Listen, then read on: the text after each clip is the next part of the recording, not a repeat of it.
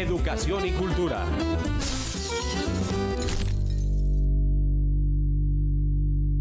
Los beneficios que el gobierno le ha otorgado al sector financiero en medio de esta pandemia perjudican la economía del país y violan los derechos de los trabajadores. Durante los primeros 5 meses de este año y en medio de la pandemia, los bancos obtuvieron utilidades por 2.5 billones de pesos.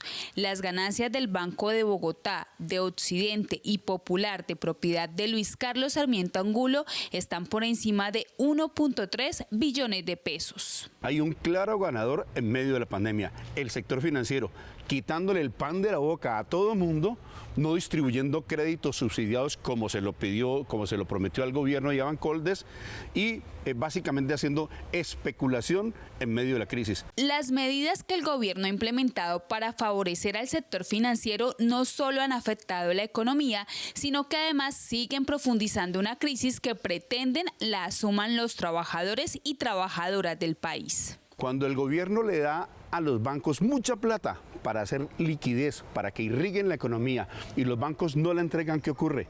Que se produce deflación. Cuando hay inflación, pierde poder adquisitivo la moneda en el mercado interno. Cuando hay deflación, ¿qué ocurre?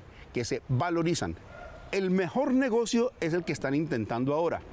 Con deflación se le valorizan las cuentas que tienen los grandes activos líquidos, los que tienen los bancos, y se pretende una reforma laboral y probablemente van a querer disminuir los salarios de los colombianos.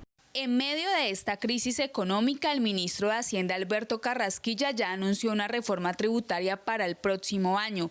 La ANIF propone que se grave con el IVA toda la canasta familiar y que más personas paguen impuestos. Una reforma que sería regresiva porque pone a pagar impuestos a los que menos tienen. Esta reforma debe gravar a los súper ricos.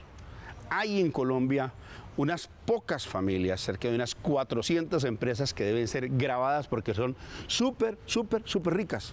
No pagan suficientemente. El sector financiero contribuye apenas con el 3.7% de tasa efectiva de tributación. La tasa efectiva de tributación no llega al 4% para el sector minero energético y para el sector financiero, que son los grandes ganadores siempre. De los casi 120 decretos que expidió el gobierno en los últimos meses, la Corte Constitucional tumbó el decreto 558, que ordenaba el traslado de 20.000 pensionados de los fondos privados a Colpensiones y que además permitía el pago de solo el 3% de los aportes a pensiones durante los meses de abril y mayo. ¿Qué significa la decisión que tomó la Corte Constitucional?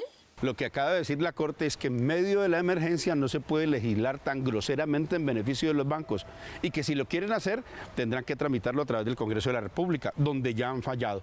Recuerden que en el plan de desarrollo, denuncié en su oportunidad, que esta operación se intentó en el plan de desarrollo.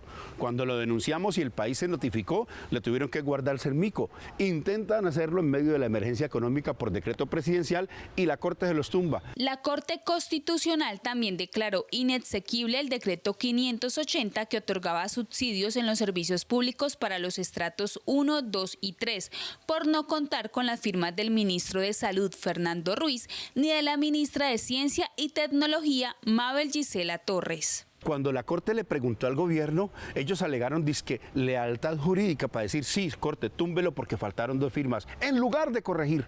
Está absolutamente claro que era un cálculo para engañar a la gente que estaba presionando por un subsidio de servicios públicos y negarlo sobre la base de no tramitar las firmas. La bancada del Polo Democrático Alternativo presentó 12 proyectos con los que pretende que el Congreso tumbe los decretos de ley expedidos en medio de esta pandemia y que violan los derechos de los trabajadores.